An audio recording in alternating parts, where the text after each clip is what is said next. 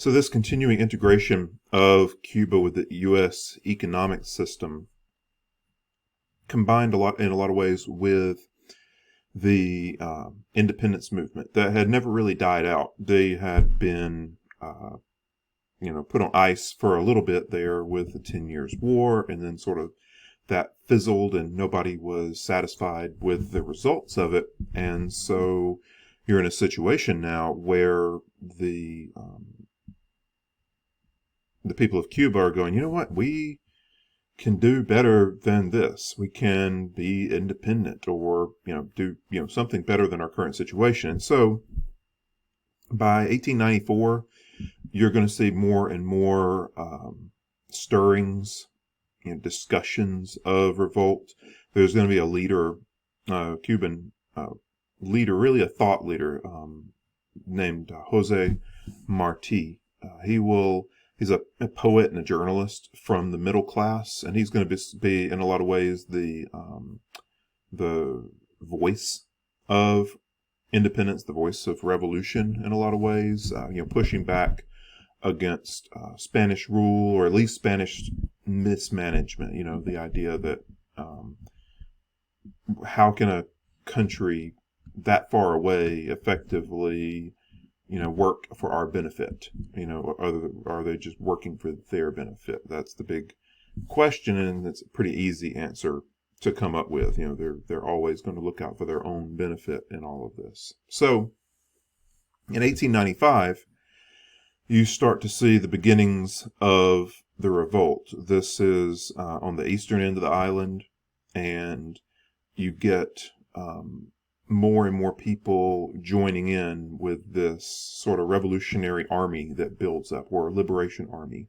And at the heart of it are going to be black Cubans and mulatto Cubans. They're going to be many of the heart and the hands of this particular movement. Very, very important to that, though that will present some challenges later when the U.S. gets involved. But still, that is an aspect of it. And it's going to be heavily just guerrilla warfare. This is not the warfare of the 1800s past, where you have orderly lines of people shooting at each other all day long. This is going to be people hiding behind trees, and lightning attacks, and then just people disappearing again after that. So that is the nature of having a sort of a ragtag army come together to fight against an old world power.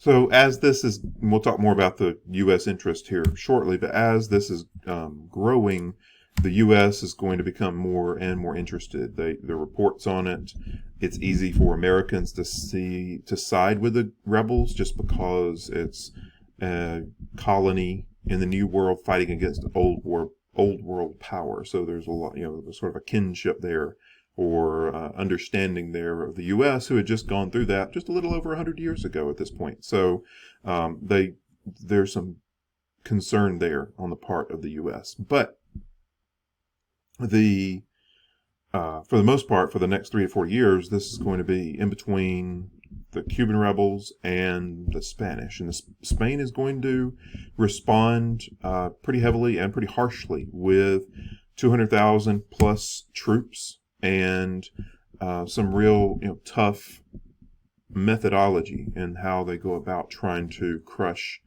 this rebellion. So one of the ways that they do that is to prevent aid and further troops from reaching the rebels, and so they try to cut off the rebels, basically starve them out, even though it's not a proper siege, but prevent them from receiving aid from the people in the surrounding areas. So basically they're rounding up the local Cubans, especially in rural areas where the rebel forces would be hiding. They round up other folks in that area and put them in detention camps, or concentration camps, if you want to put a more of a proper term to it. And the Spanish don't bother to treat those people in the detention camps very well, even though they're colonials and there's no, they're not the ones shooting at these Spanish troops, but they choose not to take care of them very well. So between starvation, malnourishment, and tropical diseases, thousands upon thousands of Cubans die just because the Spanish rounded them up and put them into these camps. Just in the Havana province, some 50,000 die. And so this becomes a rallying cry for the people of Cuba. Like, look how awful the Spanish are. And also in the U.S., as this continues on towards when we actually get into the war, the U.S. is looking at this, and the newspapers are reporting on how, what just monsters these Spanish generals are to make these choices and to not take care of the Cubans who aren't even involved in the fight. And so that's, this poor choices on the Spanish part there, just because they could have made it easier on themselves in some ways. And so both sides are involved in this back and forth war. It becomes a bit of a war of attrition over time. There's no real clear path to victory for either side. The rebels really don't have enough trained forces to be able to deal with the trained Spanish, and the Spanish don't have an effective way of dealing with these rebels who fight in a guerrilla style and can disappear into the population, into the countryside.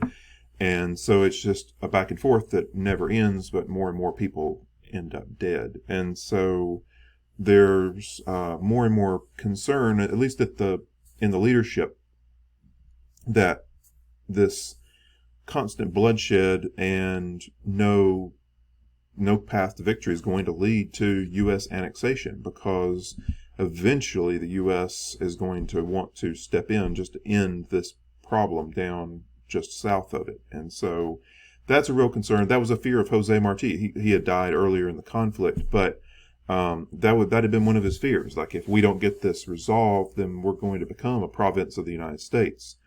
Because why not? If we can't take care of our own business and we're more of a drain than a help, why wouldn't they take us over?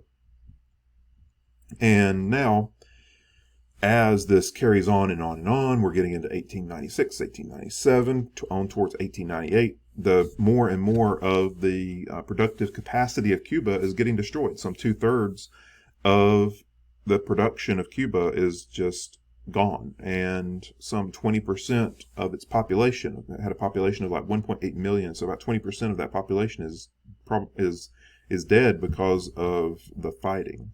The country has no capital, and they're heavily in debt.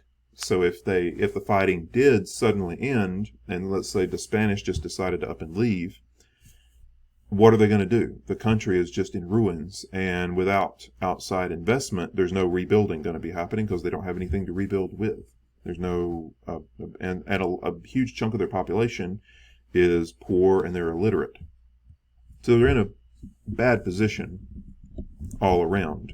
And especially if you want to try to suddenly become independent and run a nation, that will be extremely, extremely difficult. And another challenge that the country faced was that the leadership that they had, the planter class, is destroyed at this point, economically and politically, and the leadership that they do have is mostly, in the liberation force, because in, say, Latin America, when the independence movement happened, one area of leadership that they could rely on was the Catholic Church. The Catholic Church in Latin American countries had concern for the local population, but in Cuba, it was different. The bishops there tended to side more with Spain in general and push for the country to accept Spanish rule, and by doing so, they really, as they say, you're not reading the room. You're not understanding the people that you're serving and their heart. And so a lot of people saw the Catholic Church as just discredited because they weren't taking care of the people that were around them, and they were just supporting the monarchy or the empire rather than the people that were there. And so there's a lot of issues that are happening there, but more and more it's going to be pushing people into the path of the United States, becoming a part of this. And let me pause there, and we'll just so don't get cut off, and we'll come right